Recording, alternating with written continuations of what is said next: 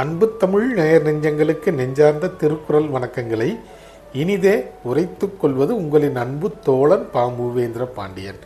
இன்றைய பொழுதில் நாம் நாளொரு திருக்குறள் வரிசையில் பொருட்பாலில் 87வது அதிகாரமாக உள்ள பகை மாட்சி என்ற அதிகார தலைப்பின் கீழ் அமையப்பெற்ற 862வது திருக்குறளை பற்றி அறியப் போகின்றோம்.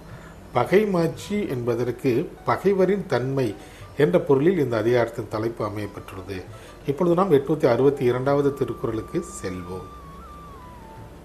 அன்பிலன் ஆன்ற துணையிலன் தான் துவான் என்பரியும் ஏதிலான் துப்பு. அன்பிலன் ஆன்ற துணையிலன் தான் துவான் என்பரியும் ஏதிலான் துப்பு. இத்திருக்குறளுக்கான பொருள் என்னவென்பதை இப்போது காண்போம்.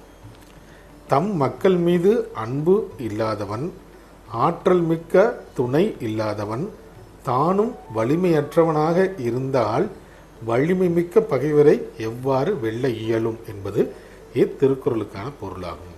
மீண்டும் பொருள்: தம் மக்கள் மீது அன்பு இல்லாதவன், ஆற்றல் மிக்க துணை இல்லாதவன், தானும் வலிமையற்றவனாக இருந்தால் எவ்வாறு வலிமை மிக்க பகைவரை வெல்ல இயலும் என்பது இத்திருக்குறளுக்கான பொருளாகும்.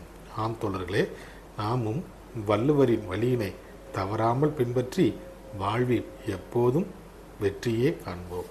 நன்றி, வணக்கம்.